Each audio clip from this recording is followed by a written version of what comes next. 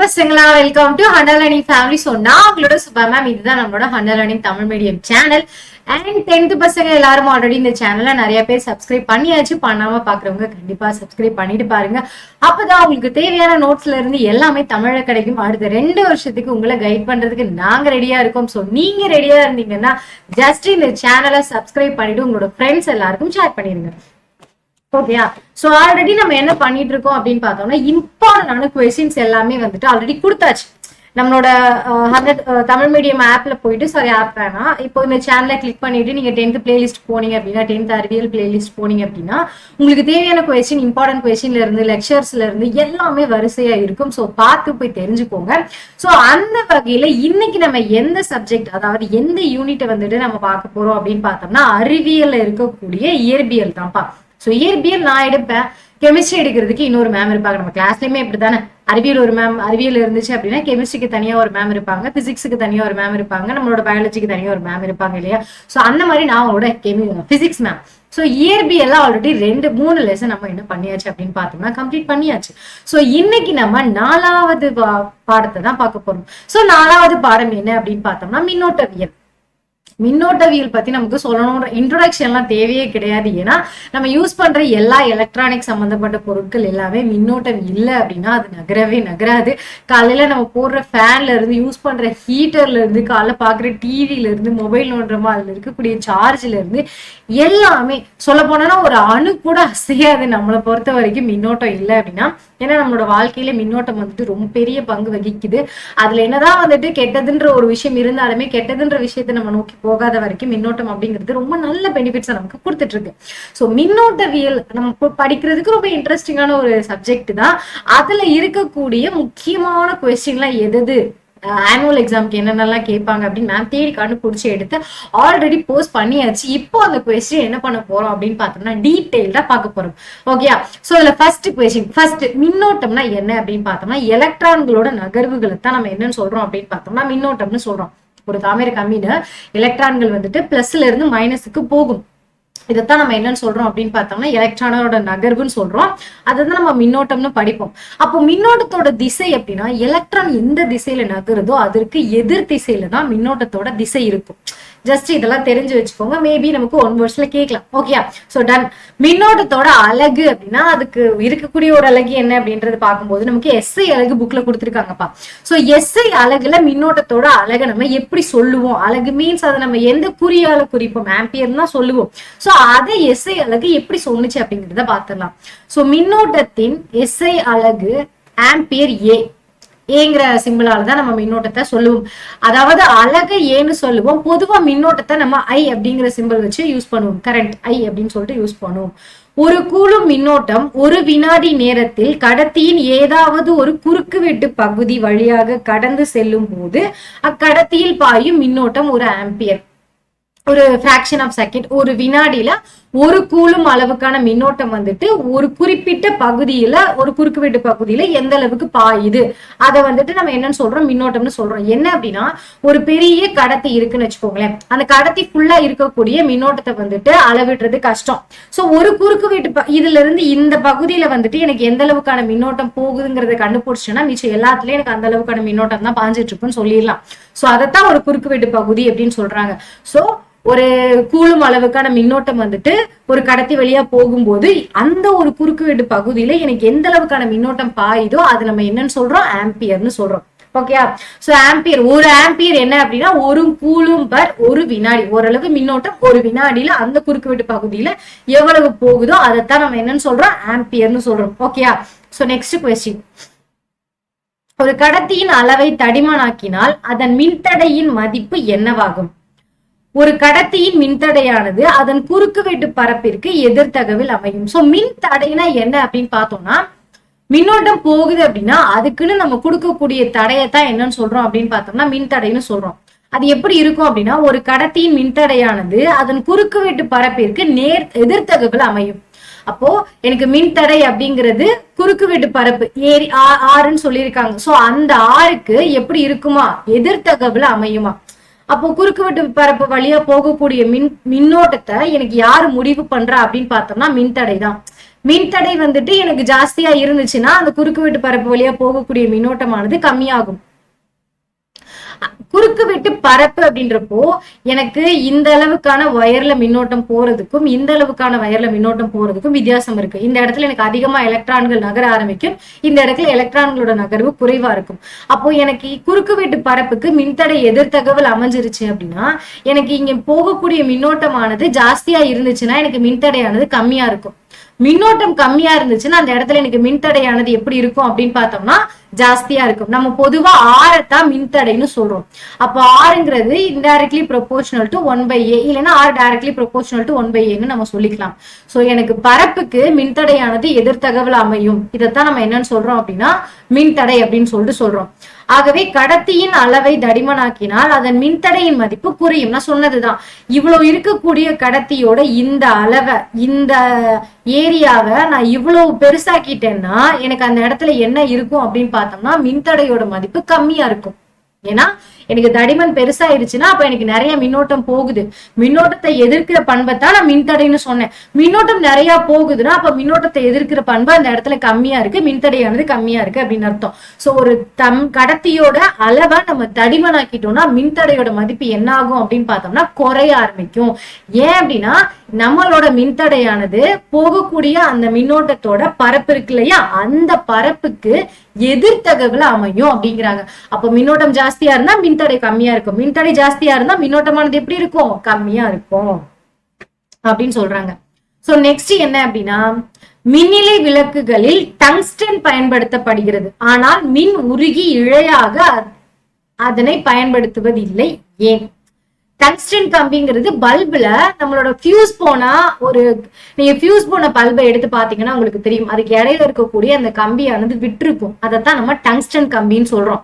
அந்த கம்பியை நம்ம பல்புல எல்லாம் யூஸ் பண்றோம். பல்புலையும் கரண்ட் தான் பாஸ் ஆகுது. அந்த கரண்ட் பாஸ் ஆகும்போது அதோட அது மூலமா தான் நமக்கு வெளிச்சமானது கிடைக்குது. இதெல்லாம் ஓகே. அதை நம்ம மின் உருகி இழையாக பயன்படுத்துறது கிடையாது. அது ஏன்னு கேட்டிருக்காங்க.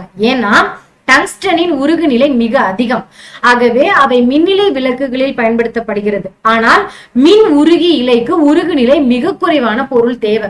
இப்ப யோசிச்சு பாருங்களேன், டங்ஸ்டன்ல மின் உருகுற தன்மை, அதாவது அதோட உருகுநிலை ரொம்ப கம்மியா இருந்துச்சுன்னா மின்னோட்டம் பாய பாய நம்மளோட பல்பு ஒரு 2 நாள் கூட தாங்காது, டப்பு டப்புன்னு வெடிச்சிடும்.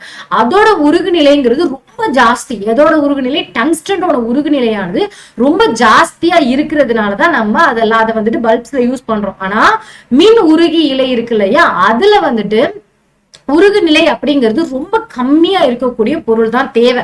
அதனால நம்ம டங்ஸ்டன் கம்பியை மின் உருகி இழையாக என்ன பண்ணல, பயன்படுத்தல. என்ன காரணம்? டங்ஸ்டனோட உருகுநிலை ஜாஸ்தி, அதனால அதை நம்ம பல்புல யூஸ் பண்றோம். நமக்கு மின் உருகிக்கு மின் உருகி இலைக்கு ரொம்ப கம்மியான உருகுநிலை இருக்கக்கூடிய பொருள் தேவை. டங்ஸ்டன் அந்த இடத்துல நம்மளால என்ன பண்ண முடியாது, பயன்படுத்த முடியாது. கிளியரா? ஓகே. சோ நெக்ஸ்ட் கொஸ்டின், இது ஒரு 4 மார்க்கா மேபி கேட்கலாம். சோ மின்னழுத்தம் மற்றும் மின்னழுத்த வேறுபாடு வரையறை கேட்டிருக்காங்க. சோ மின் அழுத்தம்னா என்ன, மின்னழுத்த வேறுபாடுனா என்ன, இது ரெண்டுக்கும் இடையில இருக்கக்கூடிய அந்த வேறுபாடு தான் நமக்கு என்ன பண்ணிருக்காங்க, கேட்டிருக்காங்க. ஃபர்ஸ்ட் மின்னழுத்தம்னா என்னன்னு பாத்திரலாம். ஒரு புள்ளியில் மின்னழுத்தம் என்பது ஓரலகு நேர்மின்னோட்டத்தை முடிவில்லாத தொலைவில் இருந்து மின்விசைக்கு எதிராக அப்புள்ளிக்கு கொண்டு வர செய்யப்படும் வேலை. அதாவது இந்த இடத்துல எனக்கு ஒரு புள்ளி இருக்கு, ஓகேவா? இந்த இடத்துல எனக்கு ஓரளவு நேர்மின்னோட்டத்தை, இந்த இடத்துல எனக்கு ஓரளவு நேர்மின்னோட்டம் இருக்கு, எங்கேயோ ஒரு முடிவில்லாத தொலைவில் இருக்குன்னு வச்சுக்கோங்க. இந்த புள்ளிக்கு இந்த ஓரளவு நேர்மின்னோட்டத்தை நான் இது முடிவில்லாத தொலைவில் இருக்கு. இந்த புள்ளிக்கு நான் இந்த ஓரளவு நேர்மின்னோட்டத்தை எடுத்துட்டு வரணும். சோ எடுத்துட்டு வர்றதுக்கு நான் என்ன பண்றேன் அப்படின்னா மின்விசைக்கு எதிராத்தான் ஒரு வேலையை செய்யறேன். அந்த வேலையைத்தான் நான் என்னன்னு சொல்றேன், மின்னழுத்தம்னு சொல்றேன். ஒரு புள்ளியில மின்னழுத்தம் அப்படி, இந்த புள்ளியோட மின்னழுத்தம்ங்கிறது ஓரளவு நேர் மின்னோட்டத்தை நான் முடிவில்லாத தொலைவுல இருந்து நான் இந்த புள்ளிக்கு எடுத்துட்டு வர போறேன். ஆனா எப்படி எடுத்துட்டு வரேன், இங்க இருக்கக்கூடிய மின்விசைக்கு எதிராக எடுத்துட்டு வரேன். சோ அப்படி நான் செய்யக்கூடிய அந்த வேலையைத்தான் நம்ம என்னன்னு சொல்றோம் அப்படின்னு பார்த்தோம்னா மின்னழுத்தம்னு சொல்றேன். இங்க இருக்கக்கூடிய புள்ளி மின்னோட்டம், இந்த இருக்கக்கூடிய புள்ளியில மின்னழுத்தம்ங்கிறது முடிவில்லாத ஒரு தொலைவுல இருக்கக்கூடிய ஒரு நேர்மின்னோட்டத்தை நான் இந்த புள்ளிக்கு கொண்டு வரணும். ஆனா எப்படி கொண்டு வரேன், மின்விசைக்கு எதிராக கொண்டு வரேன். சோ ஒரு புள்ளியில் மின்னழுத்தம் என்பது ஓரலகு நேர்மின்னோட்டத்தை, இந்த நேர்மின்னோட்டத்தை முடிவில்லாத தொலைவில் இருந்து அப்புள்ளிக்கு மின்விசைக்கு எதிராக கொண்டு வர செய்யப்படும் வேலை. மின்விசைக்கு எதிராக நான் கொண்டு வர செய்யப்படுற வேலை தான் நான் என்னன்னு சொல்றேன், மின்னழுத்தம்னு சொல்றேன். ஓகேயா?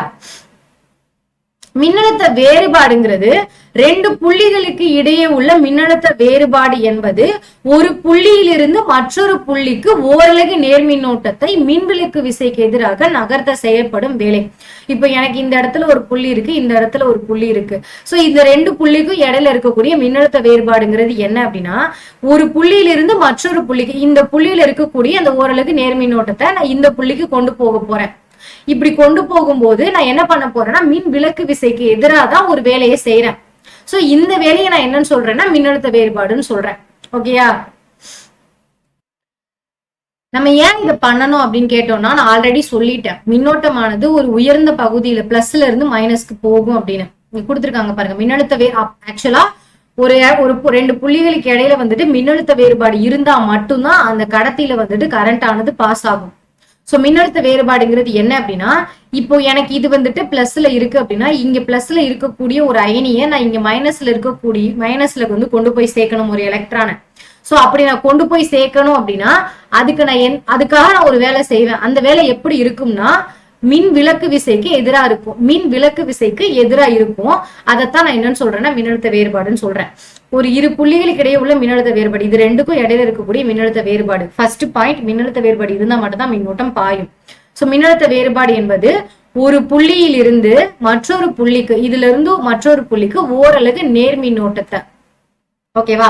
சோ ஓரளவுக்கு நான் நேர்மின்னோட்டத்தை என்ன பண்ண போறேன்னா மின் விலக்கு விசைக்கு எதிராக நகர்த்துறேன். சோ இது மின் விலக்கு விசைக்கு எதிராக இங்க இருக்கக்கூடிய ஓரளவுக்கு நேர்மின்னோட்டம் இங்க போய் சேருது அப்படின்னா அதைத்தான் நம்ம என்னன்னு சொல்றோம் அப்படின்னு பார்த்தோம்னா மின்னழுத்த வேறுபாடு அப்படின்னு சொல்றோம். ஓகேயா? சோ இதைத்தான் நம்ம என்னன்னு சொல்றோம் அப்படின்னு பார்த்தோம்னா மின்னழுத்த வேறுபாடுன்னு சொல்றோம். இது நீங்க இப்படியே எழுதலாம், இல்ல அப்படின்னு பார்த்தோம்னா டேப்லர் காலம் போட்டு நம்ம எழுதிக்கலாம்ப்பா, வேற ஒண்ணுமே இல்லப்பா. வரையறை தான் கேட்டிருக்காங்க, அதெல்லாம் நீங்க இப்படி எழுதலாம் உங்களுக்கு மார்க் கிடைக்கும். சோ நெக்ஸ்ட் என்ன அப்படின்னு பார்த்தோம்னா, வீட்டில் உள்ள மின்சுற்றில் புவித்தொடுப்பு கம்பியின் பங்கு என்ன? நமக்கு வந்துட்டு எப்பவுமே மின்சுற்றுன்னு ஒண்ணு இருந்துச்சுன்னா அதை கீழே கிரவுண்டிங்னு ஒண்ணு பண்ணிருப்போம். பூமியோட நம்ம ஒரு கம்பியை வந்துட்டு என்ன பண்ணிருப்போம் அப்படின்னு பார்த்தோம்னா இணைச்சு வச்சிருப்போம். அது ஏன் அப்படின்னு கேக்குறாங்க. ஏன் அப்படின்னா, இப்போ சப்போஸ் நம்ம வீடு ஃபுல்லாவே ஷார்ட் சர்க்கியூட் ஆச்சு, மின்னோட்டம் வந்து கசிய ஆரம்பிச்சிருச்சு அப்படின்னா, கசிஞ்சு அது டக்குன்னு ஒரு ஃபயரா மாறுறதுக்குள்ள கசியக்கூடிய மின்னோட்டம் எல்லாமே தரைக்கு போயிடும். ஸோ அதனாலதான் நம்ம என்ன பண்ணுவோம் அப்படின்னு பார்த்தோம்னா புவித்தொடுப்பு கம்பிகளை வந்துட்டு யூஸ் பண்ணுவோம். இது டெஃபினிஷனா கொடுத்துருக்காங்க பாருங்க. மின்கசிவினால் ஏற்படும் ஆபத்தான மின்னோட்டம் புவித்தொடுப்பு கம்பி வழியாக புவிக்கு செல்கிறது.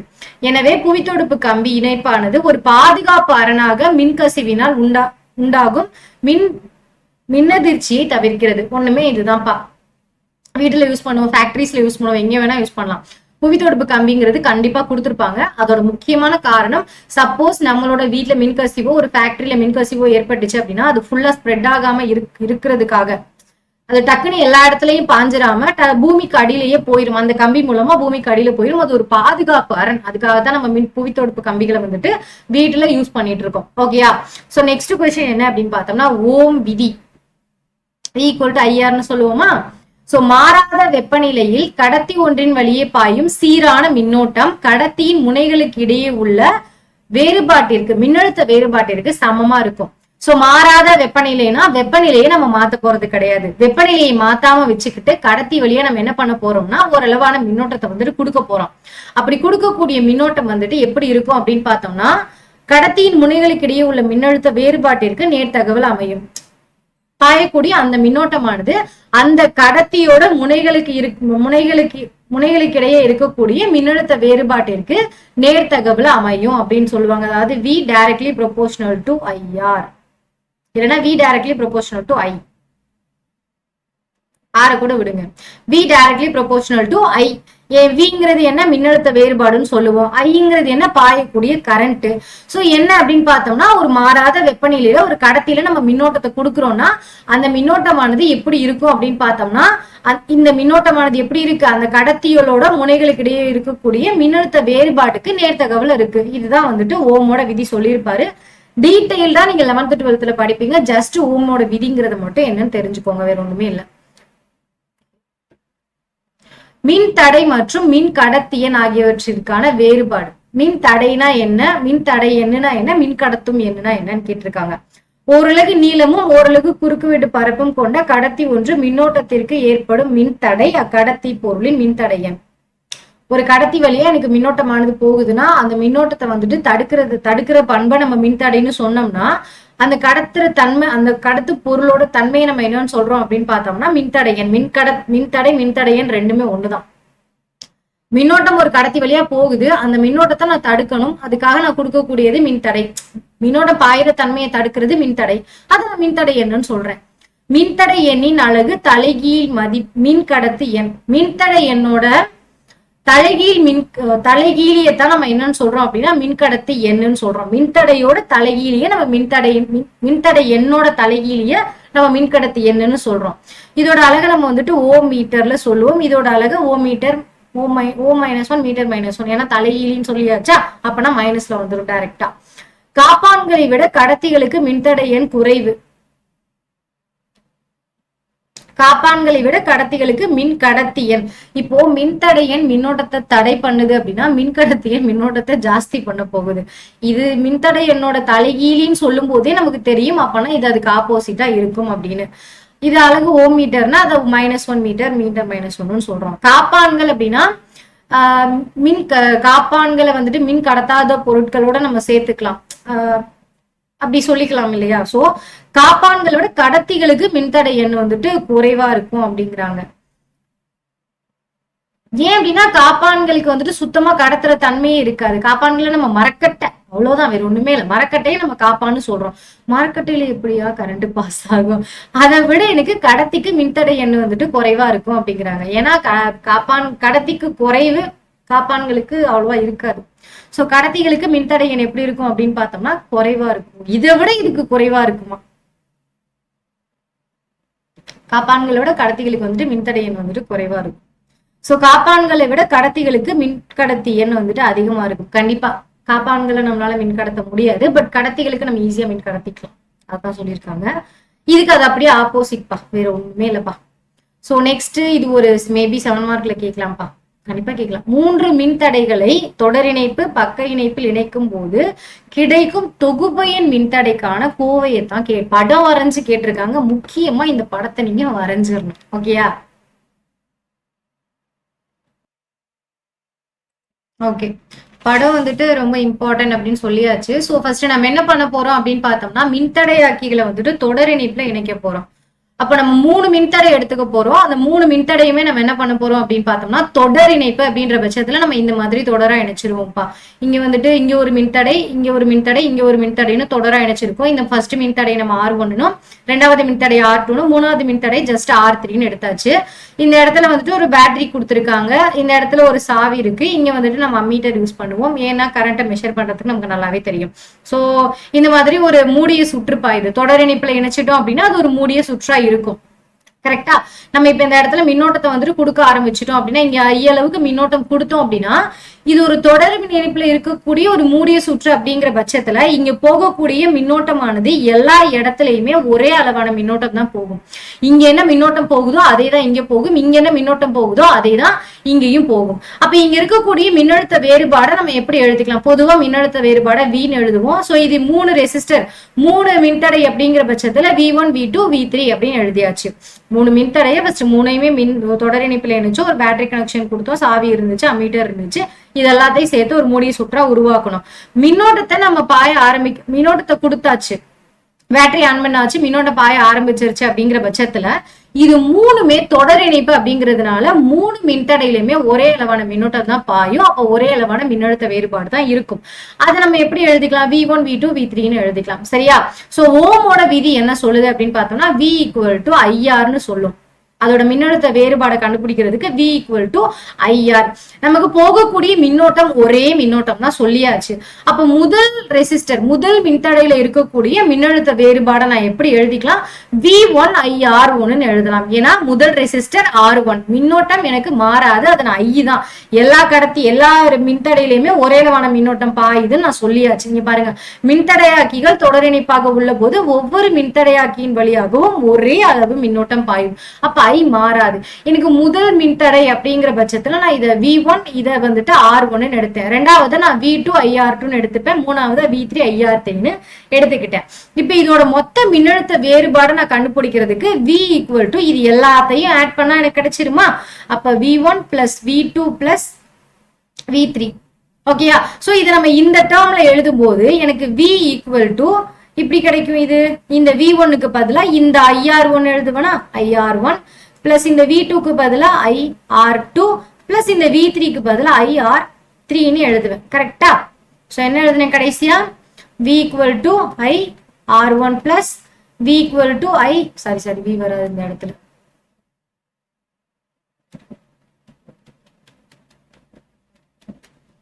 IR2 பிளஸ் IR3 அப்படி எழுதிக்கலாமா?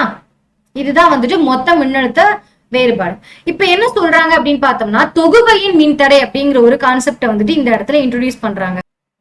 இந்த தொகுபையின் மின்தடைங்கிறது என்ன அப்படின்னு பார்த்தோம்னா, இந்த 3 இருக்கா, இந்த 3 மின்தடைகளுக்கும் பதிலா, அதாவது R1 plus R2 plus R3 அப்படிங்கிற 3 மின்தடைகளுக்கு பதிலா நான் RS ரிசல்டன்ட்னு சொல்லுவோம். சோ RS அப்படிங்கிற ஒரு மின்தடையை நான் யூஸ் பண்ணிக்கலாம். இந்த 3 மின்தடையும் சேர்ந்து எனக்கு எந்த அளவுக்கான மின் எதிர்ப்பை கொடுக்குதோ அதை இந்த RSங்கிற தொகுபையின் மின்தடை சிங்கிளா கொடுத்துரும் அப்படிங்கிறாங்க. அப்ப நான் இந்த இடத்துல இந்த மொத்தத்துக்கும் பதிலா நான் எப்படி எழுதிக்கலாம் அப்படின்னு பார்த்தோம்னா RSன்னு போட்டுக்கலாமா? அப்ப இதை நான் எப்படி எழுத போறேன்னு பாருங்க, IRS அப்படின்னு எழுதிக்க போறேன். ஏன்னா இந்த மொத்த மின்தடைக்கு பதிலா எனக்கு இந்த RSே போதுமான அளவா இருக்கு. இது போகக்கூடிய மின்னோட்டம்னு பார்த்தோம்னா I. சோ இந்த டேர்மை நம்ம IRS அதை மாத்தி எழுதுறோம். இந்த Vக்கு பதிலா நான் வந்துட்டு இந்த IRSன்னு போட்டுட்டேன். சோ இது மொத்தமா இந்த டேர்மை நான் எழுதும் போது எனக்கு இது எப்படி மாறும் அப்படின்னு பார்த்தோம்னா, நான் என்ன சொன்னேன்னா இந்த IRSங்கிறது இது 3ஐயும் கொடுக்கக்கூடிய அளவுக்கு மின்தடையை கொடுக்கும் அப்படின்னா இது 3 சேர்ந்து இந்த IRSங்கிறது என்னன்னு பார்த்தோம்னா ஈக்குவலா தான் இருக்கும். அப்ப இது எனக்கு எப்படி மாறும்? IR1 plus IR2 plus IR3. இதுல இருந்து நம்ம ஐய காமனா எடுத்துடலாமா? எல்லா இடத்துலயும் ஐ இருக்குல்ல. சோ நான் ஐய காமனா எடுத்துட்டேன்னா எனக்கு என்ன கிடைக்கும்? I காமனா ஆயிடுச்சு. R1 plus R2 plus R3. அப்ப இந்த ஐயும் கேன்சல் ஆயிரும். அப்போ RS equal to R1 plus R2 plus R3. So என்ன சொல்றாங்கன்னா, எனக்கு இந்த 3 மின்தடையும் சேர்த்து ஒரு தொடர் இணைப்புல ஒரு மின்தடையாக்கிகளை நான் இணைக்கும் போது இந்த 3 மின்தடையும் சேர்த்து கொடுக்கக்கூடிய அளவான மின்தடையை எனக்கு RSங்கிற தொகுபையின் மின்தடை கொடுத்துரும் அப்படிங்கிறாங்க. இன்னொரு விஷயம் என்ன சொல்லுவாங்க அப்படின்னு பார்த்தோம்னா, இந்த RSங்கிறதோட மொத்த மதிப்பானது இந்த R1 plus R2 plus R3 இருக்குல்ல, இதுகளோட தனித்தனி மதிப்புகளை கூட்டும் போதும் கூட எனக்கு இந்த RSோட மதிப்பு தான் ஜாஸ்தியா இருக்கும் அப்படிங்கிறாங்க. இப்போ இதுல எந்த அளவுக்கான மதிப்பு இருக்கும்? இப்ப இதுல எனக்கு வந்துட்டு மொத்த மின்தடை 10 அப்படிங்கிற பட்சத்துல எனக்கு இதுல எந்த அளவுக்கு மின்தடை இருக்கும் அப்படின்னு பார்த்தோம்னா, ஒரு 3 இருக்கு, இங்க ஒரு 3 இருக்கு, இங்க ஒரு 4 இருக்குன்னு வச்சுக்கோங்க. இப்ப இதோட மின்தடைன்னு பார்த்தோம்னா 3, எனக்கு RSோட மின்தடை 10. அப்ப RSங்கிறது தானப்பா பெருசு. கரெக்டா? என்ன சொல்லியிருப்பாங்கன்னா, மின்தடையாக்கிகளோட தனித்தனி மின்தடை மதிப்புகளை கூட்டும் போதும் கூட எனக்கு தொகுபையின் மின்தடையோட மதிப்பு தான் எப்பவுமே ஜாஸ்தியா இருக்கும். எப்போ? தொடர் இணைப்புல இணைக்கும் போது. தனித்தனி மின்தடையாக்கிகளோட மதிப்புகளை கூட்டினாலும் கூட எனக்கு தொடர் இணைப்போட மின்தடை தான் ஜாஸ்தியா இருக்கும். ஏன்னா எனக்கு தொகுபையின் மின்தடை தான் ஜாஸ்தியா இருக்கும். ஏன்னா தொகுபையின் மின்தடைங்கிறது இந்த 3 மின்தடைகளும் கொடுக்கக்கூடிய மதிப்பை இந்த ஒரு மின்தடையே கொடுத்துரும். அப்படின்னா இது 3ஐயும் நம்ம சேர்த்தா கூட எனக்கு தொகுபையின் மின்தடை தான் எப்படி இருக்கும் அப்படின்னு பார்த்தோம்னா ஜாஸ்தியா இருக்கும் அப்படிங்கிறாங்க. சோ நம்ம என்ன பண்ணோம்? தொடர் இணைப்புல 3 மின்தடையாக்கிகளையும் தொடர் இணைப்புல இணைச்சோம். இணைச்சிட்டு கரண்ட்டை கொடுத்தோம். நமக்கு நல்லாவே தெரியும் இந்த மூணுமே வந்துட்டு தொடர் இணைப்புல இருக்குன்ற பட்சத்துல ஒரே அளவான கரண்ட் தான் போகும். அப்ப மின்னழுத்த வேறுபாடு மட்டும் மாறும். அதுவுமே வந்துட்டு சிம்பிள் வைஸா தான் மாறுச்சு. ஓமோட விதியை யூஸ் பண்ணோம். V1 R1 எடுத்தோம், செகண்ட் V2 R2 எடுத்தோம், தேர்ட் ஒன்னு V3 R3 எடுத்தோம். அந்த படி எழுதணும். அப்புறம் என்ன பண்ணோம், மொத்த மின்னழுத்த வேறுபாடு எவ்வளவுன்னு கண்டுபிடிக்கிறதுக்காக V மட்டும் தனியா எடுத்து V1 + V2 + V3 எழுதணும். அதுக்கப்புறம் V1க்கு பதிலா நம்ம ஆல்ரெடி வச்சிருக்கக்கூடிய IR1 IR2 IR3 அப்படிங்கிற மதிப்புகளை பிரதியிட்டோம். அதுக்கப்புறம் என்ன பண்ணோம் அப்படின்னு பார்த்தோம்னா RS அப்படிங்கிற ஒரு தொகுபையின் மின்தடையை கொண்டு வந்தோம். இந்த தொகுபையின் மின்தடை என்ன பண்ணோம்னா இந்த 3 மின்தடையாக்கிகளும் கொடுக்கக்கூடிய மதிப்புகளை இந்த ஒரு தொகுபையின் மின்தடையை கொடுத்துரும். அப்ப இந்த 3 மின்தடையாக்கிகளுக்கும் இந்த தொகுபையின் மின்தடைங்கிறது ஈக்குவலா இருக்கும்ன்றாங்க. சோ அந்த படிதான் எழுதுறோம். அதுல இருந்து நம்ம ஐய கேன்சல் பண்ணிட்டு மிச்சம் இருக்கக்கூடியதை எழுதி முடிச்சாச்சு. இன்னொரு விஷயம் ஃபைனலா என்ன சொல்லுவாங்கன்னா, n அளவுக்கான ஒரே மதிப்பு கொண்ட n அளவான மின்தடைகளை வந்துட்டு நம்ம தொடர் இணைப்புல இணைக்கும் போது அப்ப தொகுபையின் மின்தடை எப்படி இருக்கும் அப்படின்னு பார்த்தோம்னா எனக்கு NR இருக்கும் அப்படிங்கிறாங்க. n மதிப்புள்ள மின்தடையாக்கிகள் ஒரே மதிப்புள்ள மின்தடையாக்கிகள் என்ன அளவுக்கு இருக்கு, எவ்வளவு வேணா இருந்துட்டு போகுது, அந்த அளவுக்கான மின்தடையாக்கிகளை நம்ம தொடர் இணைப்புல இணைச்சிட்டோம் அப்படின்னா அப்போ எனக்கு தொகுபையின் மின்தடை எப்படி இருக்கும் அப்படின்னு பார்த்தோம்னா RS = NR இருக்கும். கிளியரா புரிஞ்சிருச்சா?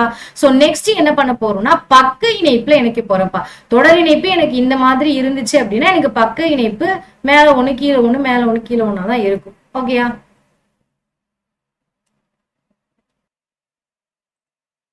ஓகே. சோ நம்ம என்ன பண்ணோம், இதுக்கு முன்னாடி நான் ஒரு விஷயத்த சொல்ல மறந்துட்டேன். அந்த தொடர் இணைப்பை வந்துட்டு நம்ம சீரிஸ் பல்புகள்ல வந்துட்டு யூஸ் பண்ணுவோம். அதாவது இப்ப திருவிழால எல்லாம் வந்துட்டு கலர் கலரா ஒரு பல்பு எரியும். அங்கெல்லாம் நம்ம வந்துட்டு இந்த மின்தடையாக்கிகளோட தொடர் இணைப்பு தான் இருக்கும். ஏன் அப்படின்னா இப்போ இந்த இடத்துல எனக்கு மின்னோட்டம் கட் ஆயிருச்சுன்னா இந்த எனக்கு வந்துட்டு R1ங்கிற சர்க்கியூட் வரை வந்துட்டு இந்த இடத்துல மின்னோட்டம் கட் ஆச்சுன்னா இது ரெண்டுக்கும் மின்னோட்டம் போகாது. அதனாலதான் சில பல்பு எல்லாம் எரியாமே இருக்கும். இதுல இருக்கக்கூடிய ஒரே ஒரு டிஸ்அட்வான்டேஜ் பார்த்தோம்னா அது ஒண்ணுதான். இது ஏன்னா ஓரளவுமான மின்னோட்டம் தான் போகுது அப்படின்ற பட்சத்துல ஒரு இடத்துல கட் ஆயிடுச்சுன்னா இன்னொரு இடத்துக்கு போகாது. தொடர் இணைப்புல இருக்கு. பக்க இணைப்புல என்ன ஒரு அட்வான்டேஜ் அப்படின்னு பார்த்தோம்னா எனக்கு ஒரு இடத்துல மின்னோட்டம் கட் ஆனாலும் இன்னொரு இடத்துக்கு மின்னோட்டமானது பாயும். ஏன்னா அது பக்க இணைப்புல இருக்கும். நம்ம ஒரு வீடு மாதிரி வச்சுக்கிட்டோம்னா எனக்கு இங்க இருக்கு என் வீடு, நான் இந்த இடத்துல எனக்கு வந்துட்டு இதுதான் ரோடுன்னு வச்சுக்கோங்க. எனக்கு இது ஒண்ணுதான் வழி, நான் இந்த வீட்டுக்கு போய் சேரணும், இது ஒண்ணுதான் வழி. இந்த வழியில எனக்கு ஏதோ ஒரு இடத்துல ஒரு குழி இருந்தாலும் என்னால இந்த வீட்டுக்கு போய் சேர முடியாது. அதே மாதிரிதான் எனக்கு மின்தடையாக்கிகளும் ஏதோ ஒரு இடத்துல எனக்கு கரண்ட் கட் ஆனாலும் என் வீட்டுக்கு வந்துட்டு கரண்ட் வந்து சேராது. ஆனா இது என்ன பக்க இணைப்புங்கிறது எனக்கு நிறைய வழி இருக்கிற மாதிரி. சோ எனக்கு இந்த ஒரு இடத்துல ரோடு பிளாக் ஆனாலும் இந்த ஒரு ரோடு இருக்கு, நான் எப்படி என் வீட்டுக்கு போய் சேர்ந்துருவேன் அப்படிங்கிற மாதிரிதான்ப்பா. இந்த மாதிரியான பக்க இணைப்புகள் தான் நம்மளோட வீடுகள்ல வந்துட்டு யூஸ் பண்ணிட்டு இருக்கோம். சோ எனக்கு இதுதான் வந்துட்டு மின் மூலம். எனக்கு இந்த மாதிரி ஒரு 3 மின்தடையாக்கிகளை நான் என்ன பண்றேன்னா பக்க இணைப்புல இணைக்கிறேன். இது வந்துட்டு நான் R1 எடுத்துக்கிறேன், இது R2 எடுத்துக்கிறேன், இது R3 எடுத்துக்கிறேன். இந்த இடத்துல எனக்கு சாவி இருக்கு, இந்த இடத்துல அம்மீட்டர் இருக்கு, எனக்கு இந்த இடத்துல வழியா மின்னோட்டமானது பாயுது. சோ மின்னோட்டம் இந்த வழியா பாயுது அப்படின்ற பட்சத்துல 3மே பக்க இணைப்புனா எனக்கு இங்க ஒரு அளவான மின்னோட்டம் போகும், இங்க ஒரு அளவான மின்னோட்டம் போகும், இங்க ஒரு அளவான மின்னோட்டம் போகும். அப்போ இந்த இடத்துல எனக்கு மின்னோட்டமானது மாறுபடும். அங்கே மின்னோட்டம் மாறுபடல. இங்க எனக்கு மின்னோட்டம் I1 I2 I3 மாறுபடுது. ஆனா எது மாறுபடல, மின்னழுத்த வேறுபாடுங்கிறது அப்படியேதான் இருக்கு. ஓகேயா?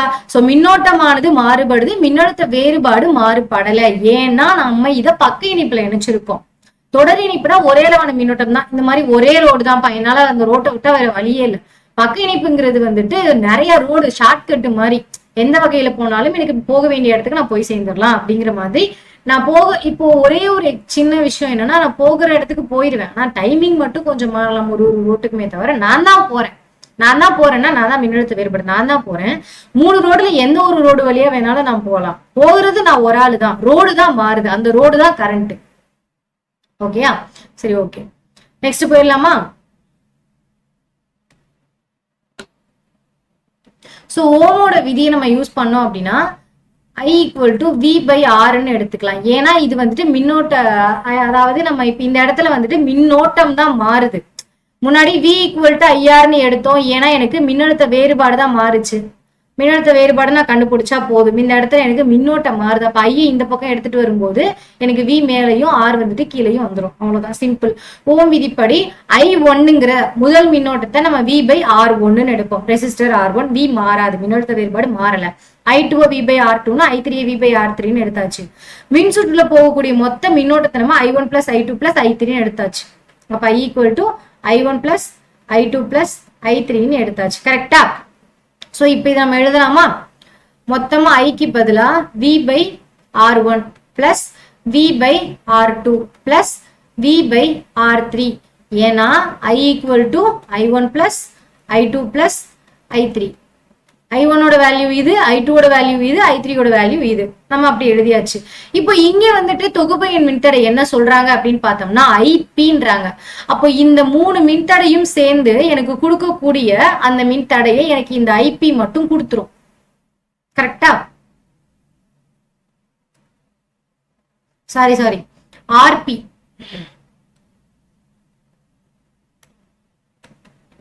இந்த ஆர்பி கொடுத்துரும். அப்ப இதுக்கு இந்த ஐக்கு பதிலா நான் என்ன பண்ண போறேன்னா ஆர்பின்னு எழுத போறேன். சோ ஐக்கு பதிலா நான் என்ன பண்ண போறேன், ஆர்பி அப்படின்னு எழுத போறேன்ப்பா.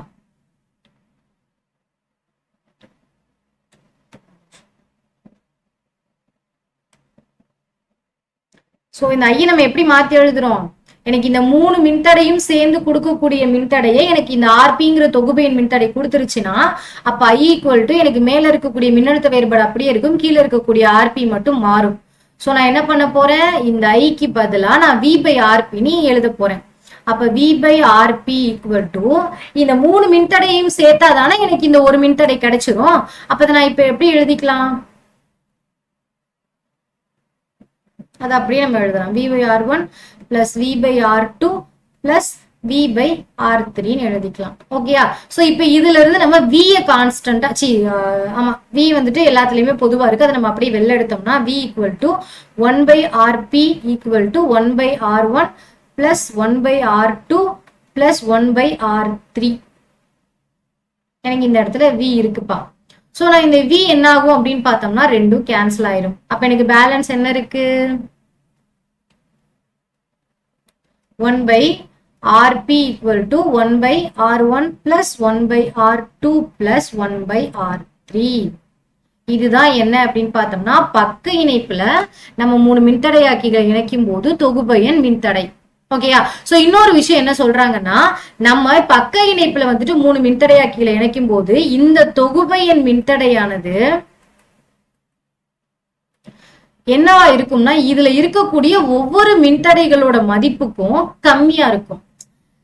ஏன்னா இது வந்துட்டு எப்படி இருக்கு, ரிவர்ஸ்ல இருக்கு, தலைகீழா இருக்கு. அப்படிங்கிற பட்சத்துல இப்போ இதோட மதிப்பை நம்ம தனியா எடுத்து இதோட கம்பேர் பண்ணோம்னாலும் எனக்கு தொகுபையின் மின்தடை தான் கம்மியா இருக்கும். இதோட மதிப்பை எடுத்து நம்ம இதோட கம்பேர் பண்ணாலும் தொகுபையின் மின்தடை தான் கம்மியா இருக்கும். இதோட மதிப்பை எடுத்து கம்பேர் பண்ணாலும் தொகுபையின் மின்தடை தான் கம்மியா இருக்கும். அப்போ பக்க இணைப்புல நம்ம மின்தடையாக்கிகளை இணைச்சிட்டோம்னா தொகுபையின் மின்தடை மற்ற மின்தடைகளை விட எப்படி இருக்கும், கம்மியா இருக்கும். தொடர் இணைப்புல இணைச்சோம்னா தொகுபையின் மின்தடை மற்ற மின்தடையாக்கிகளை விட கம்பேர் பண்ணும்போது ஜாஸ்தியா இருக்கும்.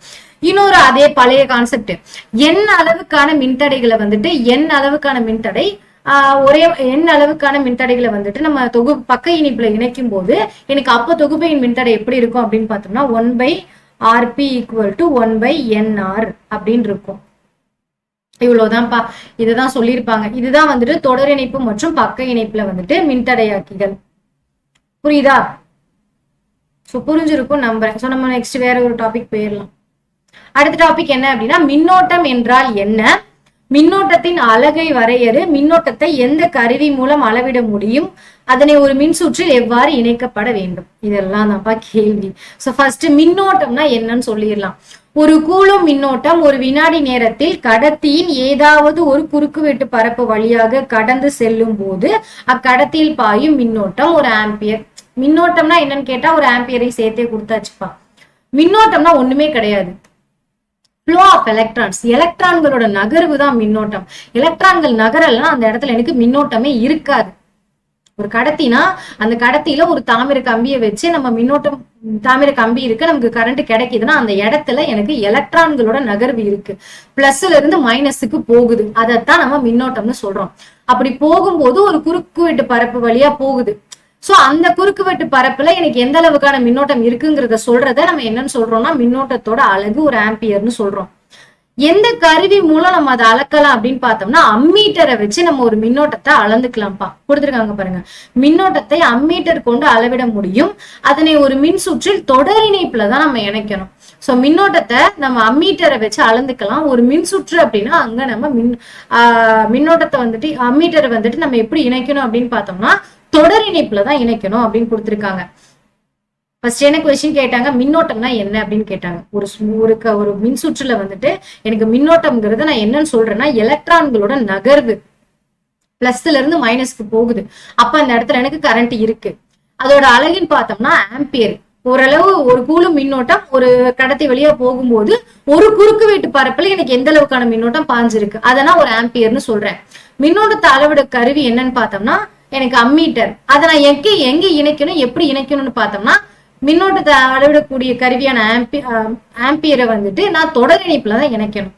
அவ்வளவுதான்ப்பா. சோ நெக்ஸ்ட் என்ன அப்படின்னு பார்த்தோம்னா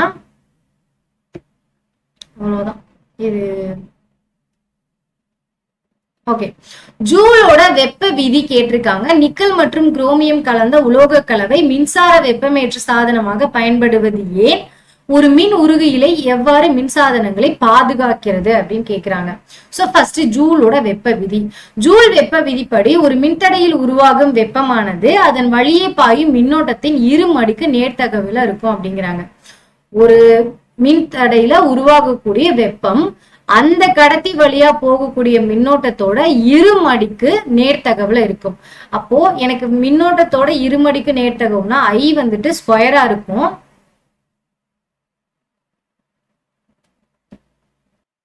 ஓகேயா? சோ ஐ வந்துட்டு எனக்கு எப்படி இருக்கும்?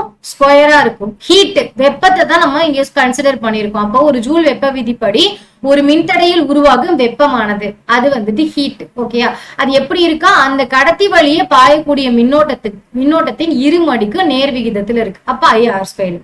மின்தடைக்கும் நேர் விகிதத்துல இருக்கும். அப்ப மின்தடையை நம்ம ஆட் பண்ணியாச்சு. மின்னோட்டம் பாயும் காலத்துக்கும் நேர் விகிதத்துலதான் இருக்கும். அப்ப காலத்தை நம்ம பொதுவா டீன்னு சொல்றோம். இதுதான் ஜூலோட வெப்ப விதி. ஹீட் ஜூல் வெப்ப விதி என்ன சொல்லுதுன்னா வெப்பம் ஒரு மின்தடை மூலமா எனக்கு உருவாகும் வெப்பம். மின்தடை மூலமா எனக்கு எப்படி வெப்பம் உருவாகுதுன்னு பார்த்தோம்னா பல்பு இருக்குல்ல, பல்புமே எனக்கு ரொம்ப நேரமா எரிய ஆரம்பிச்சிச்சு அப்படின்னா அதுல இருந்து எனக்கு ஹீட் தான் ப்ரொடியூஸ் ஆகும். ஹீட்டை தான் கொஞ்சமா அதோட எனர்ஜியை வெளியில தள்ளும் போது ஹீட்டை தான் வெளில தள்ளும் அந்த வெப்பம். அது எப்படி இருக்கும்னா மின்னோட்டம் பாயிற அந்த மின்னோட்டத்தோட இரு மடிக்கு நேர்த்தகவுல இருக்கும். ஃபர்ஸ்ட் ஒன் மின்தடைக்கு நேர்த்தகவுல இருக்கும். ரெண்டாவது எழுதியாச்சு. மின்னோட்டம் பாயும் காலத்திற்கு நேர் விகிதத்துல இருக்கும். அதுதான் அந்த டி. இதுதான் வந்துட்டு ஜூலோட வெப்ப விதி. நீங்க இந்த அளவுக்கு எழுதுனா போதும். நெக்ஸ்ட், நிக்கல் மற்றும் குரோமியம் கலந்த உலோக கலவை மின்சார வெப்பமேற்று சாதனமாக பயன்படுவது ஏன்? சோ மின்சாரத்துல வெப்பமேற்று சாதனமா நம்ம நிக்கலையும் குரோமியம் கலந்த கலவையை யூஸ் பண்றோம். அதை ஏன்னு கேட்டிருக்காங்க. ஃபர்ஸ்ட் ஒன் அதிக மின்தடை எண் கொண்டது. மின்தடை எண் அதிகமா இருந்துச்சுன்னா எனக்கு அந்த இடத்துல ஹீட் அதிகமா ப்ரொடியூஸ் ஆகும். அதனால மின்தடை எண் எப்படி இருக்குமா? அதிகமா இருக்கும். இதை நான் இன்டீப் ப்ராசஸா சொன்னேன்னா பெருசா போகும். அதனால ஜஸ்ட் தெரிஞ்சுக்கோங்க. ஓகேயா? சோ அதிக உருகுநிலை கொண்டது, சீக்கிரம் உருகிரும். விரைவில் ஆக்சிகரணத்திற்கு உள்ளாகும். இது சீக்கிரமாவே ஆக்சிகரணத்துக்கு உள்ளாகிரும். அதனாலதான் நிக்கலையும் குரோமியம் கலந்த கலவையை மின்சார வெப்பமேற்று சாதனங்கள்ல நம்ம பயன்படுறோம். வெப்பமேற்று சாதனம்னா ஒண்ணுமே கிடையாது. வாட்டர் ஹீட்டருக்கு ஒரு கம்பி யூஸ் பண்ணுவோம், அயன் பாக்ஸ். ஏன்னா எனக்கு சீக்கிரமா அது உருகி எனக்கு ஹீட் ஆனாதான் நான் அயன் பண்ண முடியும். கம்பி சீக்கிரமா உருகி எனக்கு ஹீட் ஆனாதான் என்னால தண்ணியை சூடு பண்ண முடியும். வெப்பமேற்று சாதனங்கள்லாம் பெருசா யோசிக்காதீங்க. மைக்ரோவேவ், அயன் பாக்ஸ், நம்ம யூஸ் பண்ற அந்த வாட்டர் ஹீட்ல இருக்கக்கூடிய அந்த கம்பி, இது எல்லாமே தான், வேற ஒண்ணுமே கிடையாது. ஓகேயா? சோ நெக்ஸ்ட் பாயிண்ட் அவ்வளவுதானா? ஓகே, முடிஞ்சிருச்சு. சோ இவ்வளவுதான்ப்பா. ஃபோர்த் யூனிட்ல இருக்கக்கூடிய முக்கியமான கொஸ்டின்ஸ் எல்லாமே உங்களுக்கு டீட்டெயிலாவும் சொல்லியாச்சு. இனிமே என்ன பண்ண போறீங்க? ஏதாவது கொஸ்டின் இருந்தா கீழே கமெண்ட்ல வந்து கேளுங்க. காமா உட்காந்து படிக்க ஆரம்பிங்க. நமக்கு எக்ஸாம் பக்கத்துல வரப்போகுது. So all the best. நல்லா படிங்க, ஒரு குட் மார்க்ஸ் எடுங்க. எனக்கு அதுவே போதும். 2 வருஷம் என் கூட சேர்ந்து டிராவல் பண்ணுங்க. உங்களுக்கு தேவையான எல்லாத்தையும் நான் சொல்லித்தரேன், நம்பி வாங்க. ஓகே? ஸோ ஜஸ்ட் ஒரு ஷேர் பண்ணிட்டு எனக்கு ஒரு சின்ன லைக்கை கொடுத்துட்டு சப்ஸ்கிரைப் பண்ணிட்டு போயிருங்க. Okay, by.